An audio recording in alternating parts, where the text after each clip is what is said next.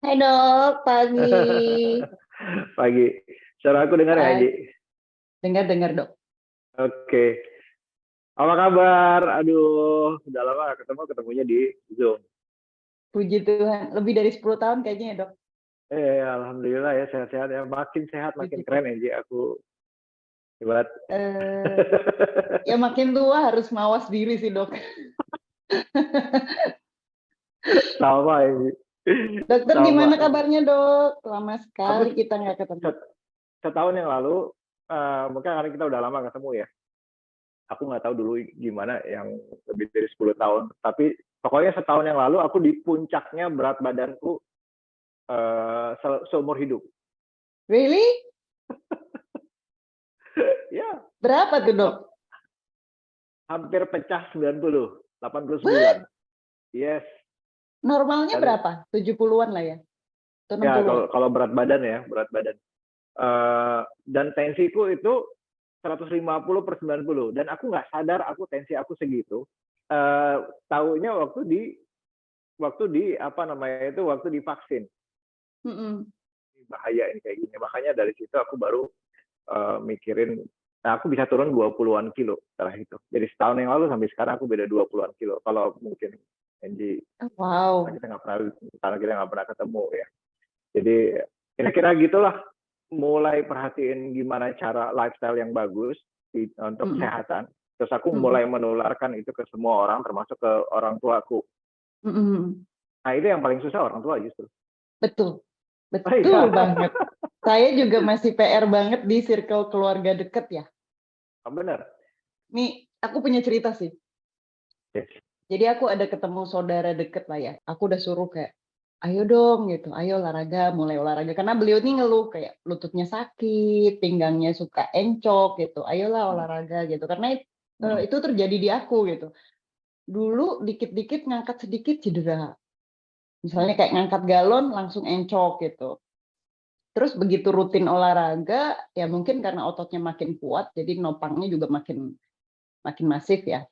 Jadi nggak merasakan sakit itu lagi. Jadi aku coba tularkan ke keluarga. Efek inflamasi atau radang di setiap orang. Setiap orang kan ada radang. Jadi itu yang ngebedain ada orang yang yang kena COVID biasa aja, ada yang kena COVID malah COVID-nya udah nggak ada lagi, swabnya udah negatif, tapi orangnya masuk rumah sakit, masuk ICU. Karena ada basic radangnya. Jadi aku siapkan contoh before after orang yang kalau radangnya tinggi di badan karena dia obesitas, karena dia kurang tidur, karena gula darahnya tinggi, itu post-opnya itu ada aja masalahnya. Jadi yang sesuatu yang harus diusahakan sama individunya sendiri ya. Ini jadi contoh. Kita sama-sama sehat nih, terus tiba-tiba kita jalan-jalan kehujanan, satu demam, satunya enggak. Iya sih, betul-betul. Itu level inflamasi. Jadi kayak orang kalau disapa, halo Angie. Kalau Angie level inflamasinya rendah, dia akan bilang, iya apa kabar? Tapi kalau orang level inflamasinya tinggi, halo Angie. Angie langsung ngamuk-ngamuk, ngapain pegang-pegang? Itu orang radang. Bukan sifat ya, bukan sifat marah-marah. Sensitif lah ya. Maksudnya badannya sensitif ya. Gampang pilek, gampang batuk, gampang nyeri-nyeri, gampang ngilu-ngilu. Beda kan, ngilu apa nyeri, jangan olahraga. Nah, aku Angie nih mesti ngomong ya, aku banyak ngomong. Angie, gimana tertarik dengan olahraga itu udah sejak kapan? Sebenarnya kalau olahraga itu udah lama dok, dari 2005 pun saya sudah weight training ya. Cuma ya karena belum seluruhnya memperbaiki gaya hidup, jadi masih kayak keluar malam, masih jam tidurnya juga nggak bagus gitu. Jadi ya impact ke badannya ya begitulah. Jadi badan kita kan sebenarnya apa ya, hal yang paling jujur gitu. Apa yang kita beri itulah yang akan kita rasakan kan. Nah 4 tahun lalu begitu tertarik ke powerlifting, lebih tepatnya angkat berat ya. Karena kalau angkat berat itu tidurnya nggak cukup, nggak bisa perform well, jadi mau nggak mau saya perhatiin banget tuh nutrisi sama tidur. Sama stres juga, kalau stres juga nggak bisa ngangkat somehow. Serius? Bener. Jadi kalau Jadi kayak kita kan ada level tingkat kesulitan gitu ya, jadi namanya RPA. Kita ngangkatnya tuh RPA berapa gitu. Jadi kalau stres, nah kalau nggak stres misalnya bisa RPA 6, begitu stres banyak pikiran tuh RPA-nya naik. Jadi kayak struggle-nya tuh naik. Misalnya ngangkat 100 kilo yang biasanya bisa 10 reps, dengan stres manajemen yang kurang baik, bisa jadi cuma bisa 5 rep atau 6 rep gitu. Itu pengaruh banget tuh. Oh, jadi bukan cuma di otot, tapi di otak juga ngaruhin otot. Makanya sejak powerlifting itu ya jadi 100% fokus di situ. Nutrisi, tidur, stress management itu benar-benar saya perhatikan. Begitu saya perhatikan ya, as you see lah ya, emak-emak umur 40 tahun, compete dengan anak-anak umur 20 tahun, secara power logikanya pasti ya di bawah rata-rata lah ya dok. Tapi begitu saya kompetisi, pertama kali langsung juara. Itu kayak mind blowing sih. Iya, iya. Aku lihat Jadi ya salah satunya karena perhatiin itu. Jadi 4 sektor lah ya, latihan, nutrisi, tidur, stress management itu kalau semuanya bisa sejalan, ya kemampuan atletiknya naik gitu. Itu kalau di saya, based on my experience gitu. Oh. Tidur tuh dalam arti apa? Quality atau quantity? Berapa jam atau deep sleep-nya atau apa? Both. Malam 8 jam pasti, siang 1 jam. 9 jam. 9 jam. Total. Dan enggak, kalau dulu kan kayak kebangun gitu, karena mungkin ya latihan udah capek, terus nggak mikirin yang lain-lain juga gitu. Jadi ya tidurnya enak aja gitu. Bangun seger aja, beda kayak dulu mau tidur 10 jam juga bangun badan nggak enak. Mungkin karena fokus di fokus di banyak, maksudnya nggak banyak fokusnya. Jadi pikiran kita terfokus dengan satu. Begitu udah selesai kita relax. Benar nggak sih? Lebih kayak mikirin untuk hari itu aja sih. Yes. Coba kalau misalnya Angie masih mikirin, aku besok mau arisan, aku mau ketemu itu pakai baju apa, pakai ini tas apa, ini gimana, yang itu gimana.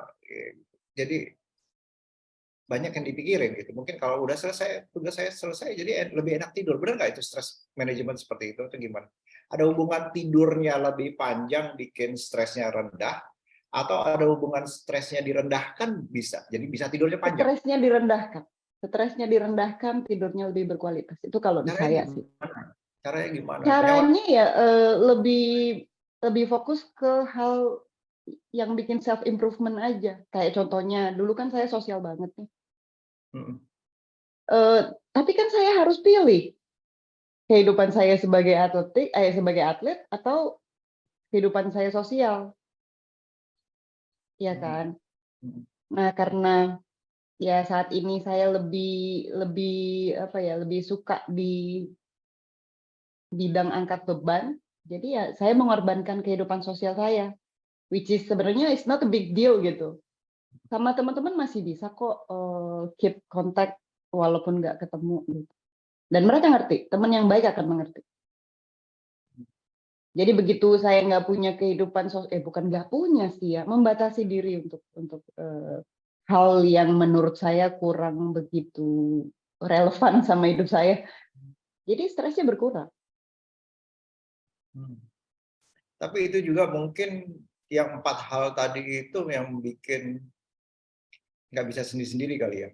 Maksudnya karena kita fokus di performance, stresnya jadi berkurang, banyak nggak mikir macam-macam, karena stresnya berkurang, tidurnya lebih enak, makannya juga dijaga, itu bikin. Sepertinya memang nggak bisa berdiri sendiri-sendiri dok, karena dulu juga dari 2005 ke 2017 lah ya tepatnya, saya kan juga tetap olahraga. Tetap angkat beban, ada crossfit juga, ada muay thai juga gitu. Tapi karena faktor yang lainnya saya nggak perhatikan, ya nggak jadi juga. Saya nggak se-peaceful sekarang gitu. Mungkin Ya, salah satunya memang ya itu 4 faktor itu kayak chain of food kali ya. Jadi nggak bisa dipisahkan satu sama lainnya. Kalau mau hasil maksimal. ada juga yang nanya ke aku, kayak bilang juga dia bilang dia lakukan intermittent fasting ya, puasa panjang 20 jam dia puasa, 4 jam dia makan karena berusaha untuk menurunkan berat badan. Terus tapi dia bilang kenapa buang air kecilnya berbuih gitu. Terus aku bilang tidurnya harus cukup. Dia bilang tidur cuma 2-3 jam, kalau bisa tidur juga pakai obat. Dia bilang dari psikiater. Ada dia susah manage stresnya. Aku bilang ya kalau gitu puasanya jangan panjang-panjang, itu makin stres badannya gitu. Dan cek laboratorium gulanya naik, HbA1c-nya naik tinggi. Jadi padahal makannya 24, bayangin 20 jam puasa, 4 jam makan cuma 4 jam dan nggak makan manis-manis, tapi gulanya tinggi gara-gara stresnya itu. Tidurnya Karena kurang, mungkin tujuannya dia intermittent fasting itu udah salah. Sebenarnya tujuan kita membatasi makan, tujuan kita olahraga itu kan satu, mau sehat. ya. Nah, cuma orang-orang suka melihat gambaran kecil dari goals. Aku juga dulu begitu, Dok, sama, Dok. Kepengennya langsing, kepengennya kurus, gitu ya, standar kecantikan kita ya. Karena tujuannya ke situ, akhirnya saya melupakan goals yang sangat besarnya, yaitu sehat. Nah, mungkin kalau orang-orang yang melakukan intermittent fasting atau diet apapun itu, goals utamanya adalah sehat, mungkin nggak akan jatuhnya jadi stres ke pikiran atau stres ke badan. Misalnya badan belum mampu 20 jam misalnya. Kalau dia, gue nggak sehat nih, badan gue nggak terima nih 20 jam gitu. Kalau tujuannya sehat kan dia akan bisa membaca badannya sendiri ya. Badanku cuma bisa ke berapa dulu gitu. Karena badan kita kan ada proses adaptasinya lama gitu. Belum pernah puasa misalnya, tiba-tiba langsung dikasih puasa lama gitu. Kan badan kaget ya. Kenapa nggak di-trigger dari pelan-pelan dulu sampai dia adaptasi, sampai badan kita mengerti, oh gini loh rasanya gitu.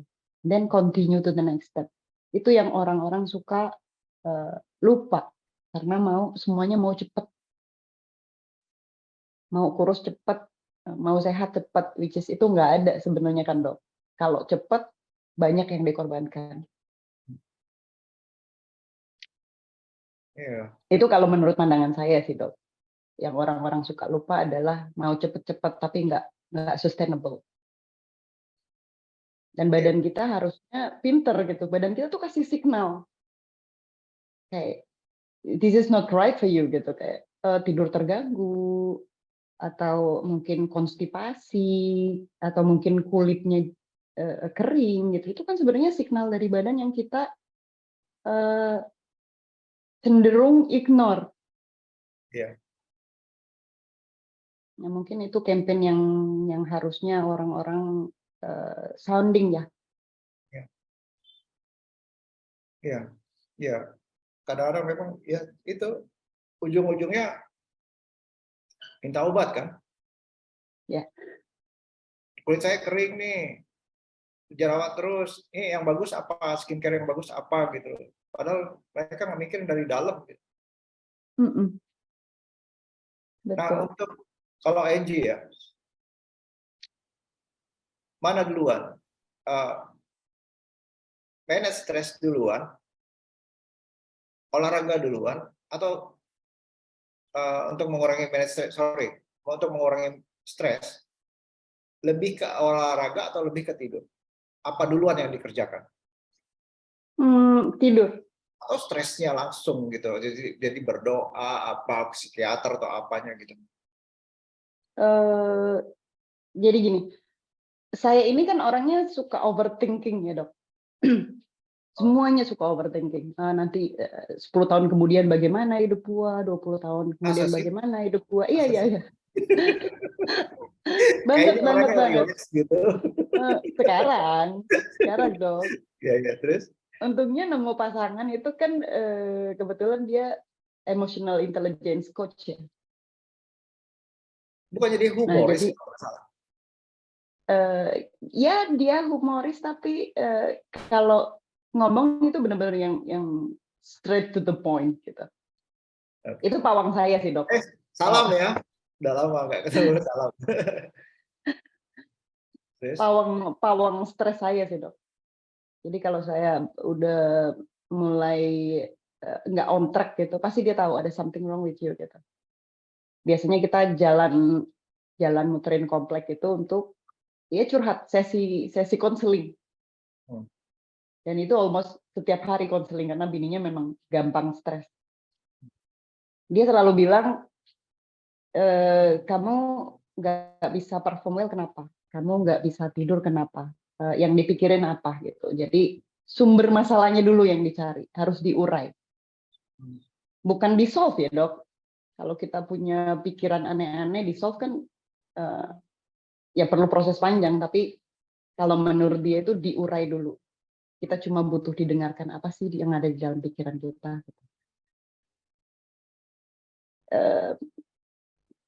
Sebenarnya itu kan ya, Dok, stres itu cuma butuh didengarkan sebenarnya. Itu kalau dari sisi dia sih sebagai emotional intelligence coach. Dan itu works well. Kalau ada pikiran ngobrol, impact-nya tidurnya lebih enak. Kalau tidurnya lebih enak, olahraganya lebih fokus. Oh, jadi justru benerin stresnya, tidur, olahraga. Bukan, saya banyakin olahraga deh supaya saya lupa. Enggak, karena nggak bisa lupa. Itu jadi efeknya kayak kita minum alkohol dong. Gue stres, gue minum alkohol. Besok inget lagi. Nggak menghindar. Ya ibaratnya kalau kita fokusnya di olahraga biar capek nanti biar nggak stres lagi, sebenarnya itu shortcut yang salah menurut saya. Ya. Kalau stres ya harus dicari sumber stresnya apa. Talk with someone you trust. Kalau udah ngobrol biasanya lebih lega. Kita punya persepsi lain. Mungkin untuk solve the problem. Mungkin nggak solve saat itu juga, tapi dengan kita mengurai stresnya, kita jadi punya gambaran lebih luas untuk bagaimana menghandle-nya. Yang impact-nya akan jadi lebih lega. Kalau udah lebih lega kan tidurnya lebih enak. Kalau tidurnya lebih enak ya aktivitas sehari-harinya jauh lebih bagus. Dan menurut saya nutrisi adalah the last part. Karena kita udah capek olahraga, kita pasti mau result. Kalau kita mau result, kita harus put 100% on nutrition. Karena tanpa, ibaratnya kita pengen punya mobil Ferrari misalnya. Nah, kita udah punya mobil Ferrari nih dengan build up dari olahraga ya. Kita mau badannya bagus, mau berotot, segala macam. Terus kasih bensinnya Pertalite. Kira-kira jalan nggak tuh Ferrari? Ya kurang lebih seperti itu kalau menurut pandangan saya sih. Jadi nutrition is the last part of tadi, fourth chain tadi. Stres dulu, tidur, olahraga, dan nutrisi. Oh. Jadi kerja dulu baru reward. Yap. Dan rewardnya harus sesuai dong sama pekerjaan kita. Gitu. Oh ya, ngomongin manage stress lagi. Kapan sebaiknya kita solve atau bicarakan problem itu, pagi, siang, sore? Biasanya gimana? Kalau saya sih anytime I need to talk, aku pasti colek atau aku telepon. I need to talk. Dia udah tahu ada something wrong.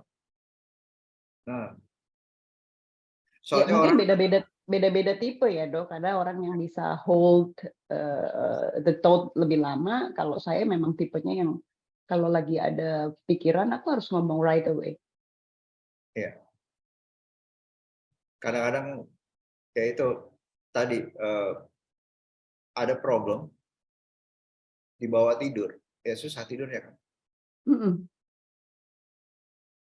Kadang-kadang jadi mimpi aneh-aneh karena buah dari pikiran kita itu sebenarnya. Ya, oke. Dulu saya kalau susah tidur itu apa? Konsumsi melatonin, Dok. Karena saya pikir dengan melatonin ini kan hormon gitu kan. Jadi kalau nggak ada ketergantungan, nggak ada apa gitu. Padahal kan sebenarnya apapun yang di-boost itu kan nggak baik ya. Mhm. Dan itu saya lama loh pakai itu loh, pakai melatonin itu berapa tahun gitu. Continue. Walaupun walaupun nggak ada ketergantungan, edik dalam arti yang ada efek sampingnya, Mhm. tapi kadang-kadang semua jadi ketergantungan. Misalnya nih kopi Mhm. kan nggak bikin gimana gitu. Atau saya nggak bisa tidur sebelum baca. Mhm. Kalau nggak ada bacaan dia nggak bisa tidur. Padahal nggak ada Mhm. hubungan apapun, tapi jadi sesuatu yang agak jadi dibutuhkan gitu, walaupun nggak ada efek adiksi kan. Sama Mhm. saya nggak bisa tidur kalau saya TV-nya nggak dinyalain gitu. Jadi terpaksa harus cari TV yang dinyalain, yang kalau nggak bisa tidur. Sama baca buku, melatonin, kopi, walaupun nggak ada efek gimana-gimana aja. Tapi seakan-akan saya kalau nggak ngopi nggak semangat. Mhm. Mhm. Saya Padahal juga begitu sih, Dok. ya, ya kalau bisa memang kalau bisa simpel hidup kita ya simpel. Jadi nggak pakai apa kita bisa tidur, nggak pakai apa Mhm. kita bisa semangat. Kalau bisa seperti itu sih. Tapi sepertinya susah ya, Dok, dengan Iya. era Ya, globalisasi kayaknya agak-agak susah deh. ya. Sama kayak orang sebenarnya merokok ya. Mungkin sebenarnya nggak butuh sama asap rokoknya, tapi dia butuh pola menarik nafas. Kalau menarik nafas kan bikin kalau kita mikir kan lebih rileks gitu. Hmm. Tapi memang dia ada efeknya sih sebenarnya, inflamasi atau radang. Tapi di balik itu juga ada sesuatu yang dia ya kayak gitu, kayak kopi tadi. Kalau saya nggak ngeteh rasanya kurang gimana, ngopi gitu. Tapi ada edik yang baik gitu. Misalnya olahraga. Oh, saya kalau nggak olahraga rasanya nggak enak gitu. Seminggu nggak Mhm. pernah nggak olahraga lama, Angie. Kira-kira berapa lama Mhm. itu rasanya nggak enak langsung. 4 tahun belakangan ini sih paling stop olahraga itu 3 hari ya, itu kalau 3 hari. 3 hari maksimal. Itu kalau misalnya memang lagi hektik banget yang, sesuatu yang nggak bisa ditinggalkan. Tapi biasanya juga walaupun nggak olahraga, aktivitas kayak jalan pagi, mobility itu wajib. Kayak itu seperti olahraga juga sih. Ya. Buat saya enggak sih. Buat saya kayak, apa ya, the moment, eee, saya konseling, momen saya, dengan diri saya sendiri gitu. Itu aktivitas pagi saya. Jadi nggak boleh ada yang ganggu, nggak boleh ada yang minta, "Bikinin kopi dong," atau gorengin pisang goreng gitu, nggak ada nggak ada. Itu hari, waktu saya. Hmm. Tapi Oke. kayak olahraga angkat berat, itu ya maksimal 3 hari lah, nggak olahraga. Itu biasanya habis kompetisi, Dok. Karena memang badannya, joint-nya masih belum mau diajak, angkat beban. Hmm. Tapi udah nurun ke anak sekarang. Puji Tuhan ya dia mulai mengikuti. Ya. Oke. Suami juga sih, cuma dia lebih kayak, ya buat lifestyle aja, biar sehat aja. Buat sehat. Ya. Efeknya apa lagi ya, Angie, dengan olahraga selain kulit ya, Eh, body, mind gitu ya. Ya, jadi kelihatan dari kulit, dari kesehatan gitu, dari ya pasti bentuk badan sama Kelihatan ya, Dok? pikiran gitu ya. saya jadi jarang sakit sih. Itu yang efek paling besarnya di saya tuh jarang sakit. Emang dulu Eh, sering sakit? Iya, saya kan orang Jawa ya dok ya. Kalau dikit-dikit itu masuk angin, kerokan gitu kan. Masalah di lambung? Oh, nggak tahu ya, tapi selalu sedikit-sedikit tuh kayak gitu pokoknya. Oh, sering pegel-pegel, sering nggak enak badan gitu ya? Mm-mm, mm-mm.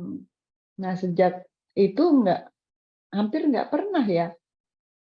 Mijit juga nggak, paling ya 2 bulan sekali, 3 bulan sekali. Kalau dulu kan karena saya punya spa gitu, ya 2 hari sekali. Kadang-kadang setiap hari juga mijit ya. Kayak Nah, badan nggak enak. aku boleh nanggapin nggak itu? Dok. Jadi di dalam sel kita ada mitokondria. Mitokondria itu dia ada oksigen di dalam sel. Mm-mm.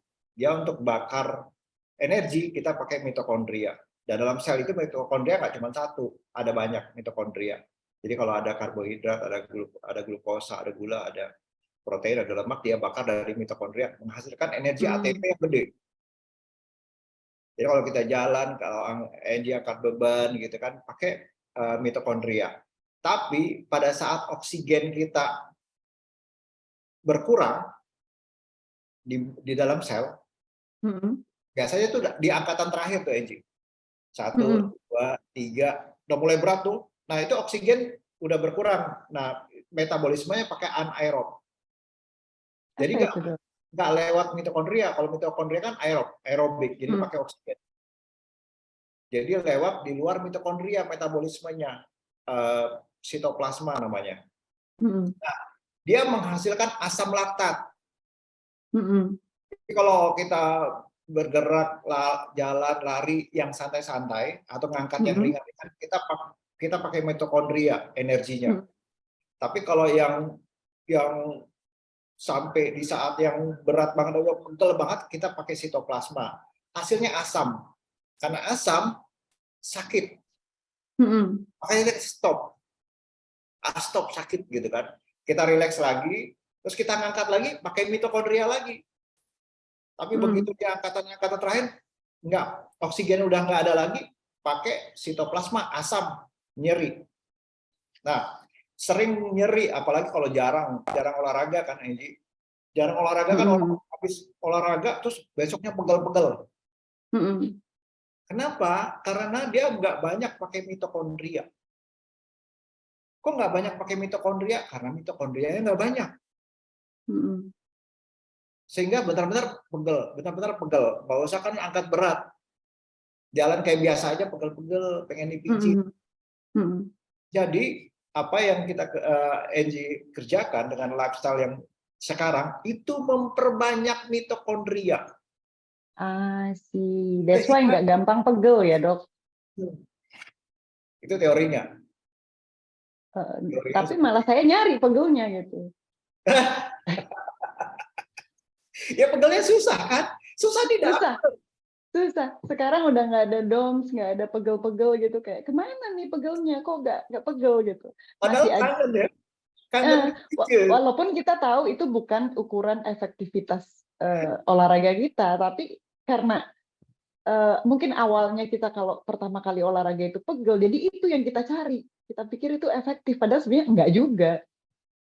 Sama aku juga dulu 10 tahun yang lalu almost every day dipijat. Dia nggak ngerti kan, nggak ngerti tingkat sel itu. Kalau udah ngerti tingkat sel, oh ternyata kita ini lifestyle fitness kita itu nggak cuma fitness di bentuk badan, tapi fitness di tingkat sel. Mau nyari pegel susah. Ini lebih dalam lagi nih dok. Saya jadi belajar lagi nih dok. Misalnya 10 kilo udah pegel, sekarang 20 kilo, saking banyaknya mitokondria energi di dalam sel,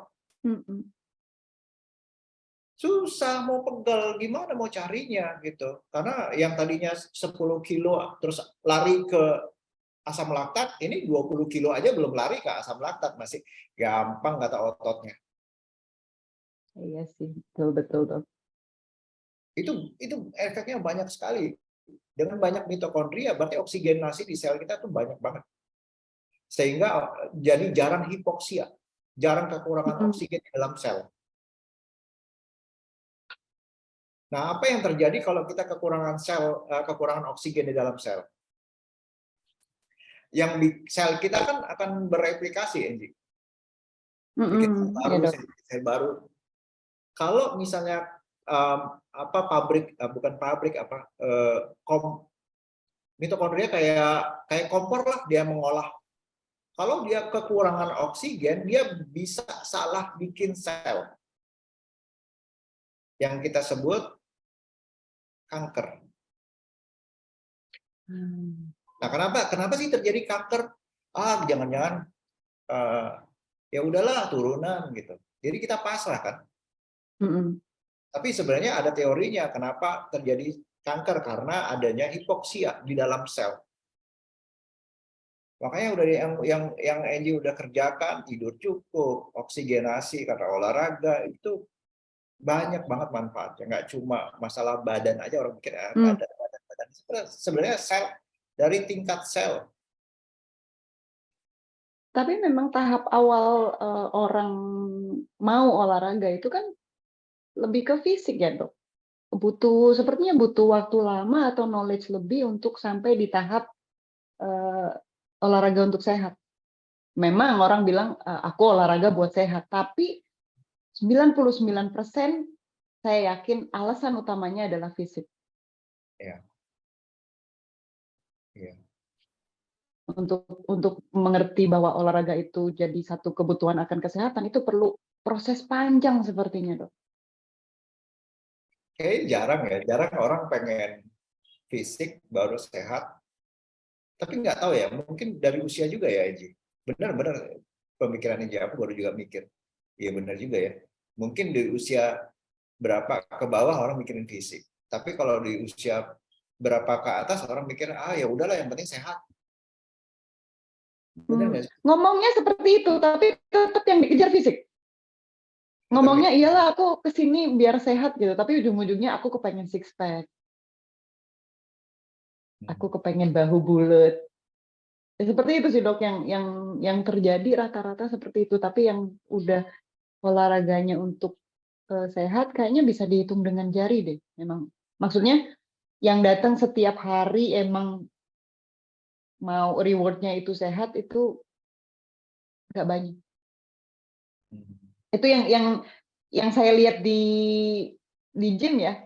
Maksudnya teman-teman gym saya rata-rata seperti itu.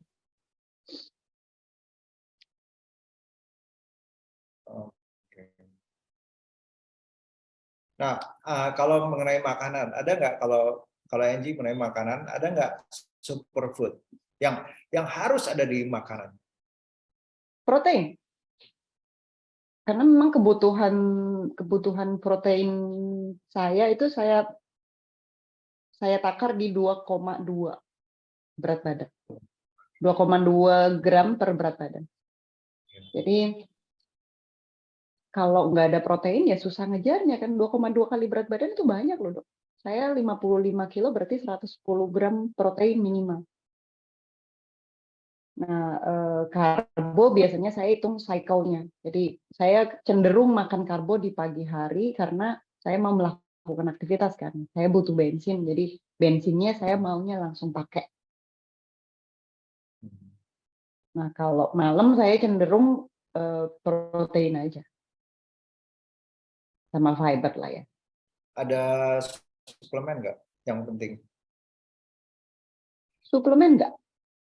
Saya nggak pakai vitamin, kadang-kadang aja kalau berasa agak kurang enak badan gitu, saya baru konsumsi vitamin D3, K2, zinc, magnesium. Kalau enggak. Saya cuma dengerin badan aja sih, kalau badan misalnya habis olahraga berat gitu, besokannya badannya kok kayak agak-agak ngeretek gitu. Saya baru konsumsi vitamin. Tapi kalau enggak, saya pikir makanan saya cukup. Karena badan saya nggak kasih signal apa-apa. Harus belajar juga ya, belajar badan. Ya patokan saya cuma itu sih, Dok. Saya nggak punya knowledge medik. Jadi ya harus mendengarkan badan saya sendiri. Iya. Kadang-kadang aku nggak ngerti mobil ya, Angie ya. Tapi kadang-kadang kalau misalnya orang ngerti mobil, dia bengkel, dia dengerin suara mesin aja ini begini gitu loh. Kayaknya apalagi kalau kita punya badan yang kita pakai sehari-hari, harusnya kita bisa dengerin badan kita gitu. Iya, harusnya seperti itu sih. Tapi ya itu balik lagi seperti omongan kita tadi di awal. Orang cari obat sih, cari dari luar. Ah, gue nggak enak nih, ya udah pakai obat mah. Oh, gue nggak enak nih, pakai obat nyeri gitu. Tapi nggak belajar, kenapa badanku kenapa nggak enak? Iya, kadang-kadang orang lebih kayak apa ya, butuh validasi luar atau karena ngikutin tren aja gitu. Oh, lagi musim olahraga nih, semuanya olahraga gitu. Kayak sekarang, oh lagi musim angkat berat nih, lagi musim powerlifting nih, semuanya ke powerlifting. Cewek-cewek semuanya SPD. Tanpa berpikir bahwa ada step-nya gitu. Nggak yang tiba-tiba oh, belajar angkat berat terus tahu-tahu sebulan kemudian progresnya bisa ngangkat 100 kilo misalnya. Padahal orang-orang yang bergelut di bidang powerlifting sendiri prosesnya tuh panjang. Saya itu 4 tahun untuk sampai bisa ngangkat kayak sekarang lah ya. Nah ini yang orang-orang kita tuh gimana ya? Mau speed up, semuanya mau cepet gitu. Gitu nggak sih dok? Kalau di bidang kesehatan juga sama. Kayak mungkin Dokter Henry kan ini intermittent fasting ya dok ya? Ya, Intermittent fasting warrior gitu. Pasti di dunianya dunia perdietatan dokter Henry pasti nemu oknum-oknum yang datang langsung bilang, oh saya intermittent fasting udah 21 jam misalnya, 23 jam gitu.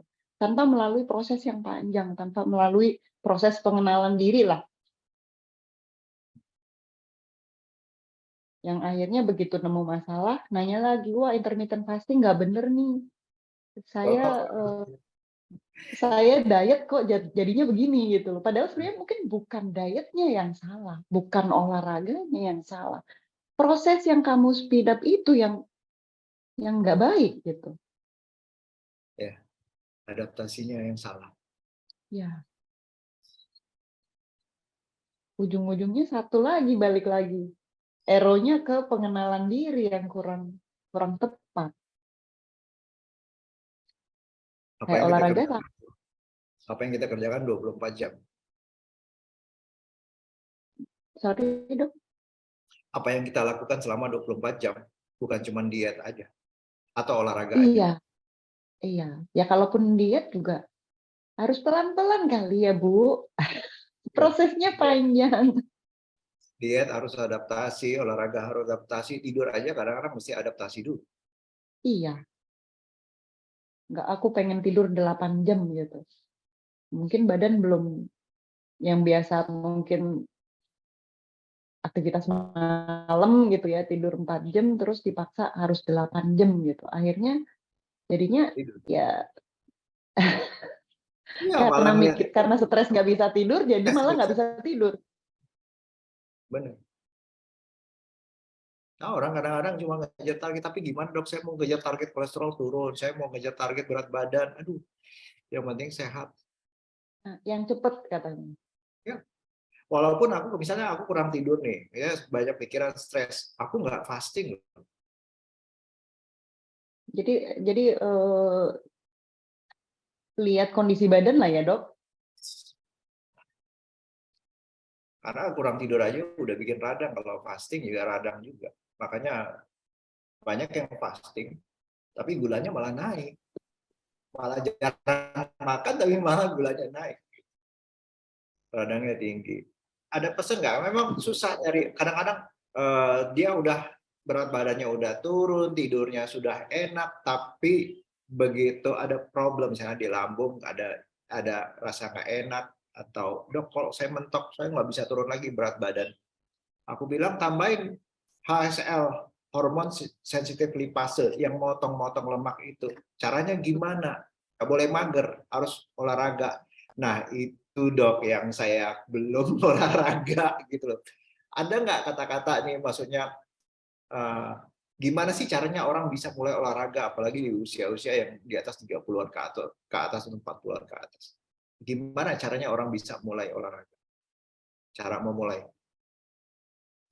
Cara memulainya, gini, kalau menurut saya olahraga yang saya jalani, yang saya tekuni itu impact-nya nggak terlalu, maksudnya impact langsung itu sebenarnya nggak terlalu besar untuk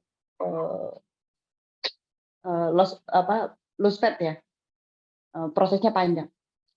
Tapi yang orang suka lupa adalah being active dulu. Karena itu kan marginnya paling besar, Dok, 60%. Olahraga itu kan cuma 20% ya, 20% atau 30% itu. Nah, orang yang suka lupa adalah being active. Sekarang sedikit-sedikit udah order Gojek, order GoFood, mau ke Indomaret daripada jalan kaki dan naik motor, gitu. Jadi habit yang sebenarnya paling primer untuk manusia kan. Kita kan memang terlahir kalau mau hidup ya harus aktif. Itu dulu aja. Kalau dari situ mungkin muncul pengertian yang lebih besar untuk mau olahraga. Tapi yang pertama harus aktif dulu sih. Keep moving ya. Keep moving. Bergerak aja. Bergerak aja. Kalau saya lebih suka kasih target aja. Misalnya sehari 10.000 step itu harus, suka nggak suka, mau nggak mau hujan, mau panas, 10.000 step harus, itu minimal. Ini paling gampang ngitung ya, pakai jam ya. Iya. Ya. Oke, Angie. Makasih, Angie. Makasih banyak. Terima kasih banyak, Dok, buat sharing. Kayaknya saya masih harus banyak belajar tentang sel-sel tadi deh, Dok.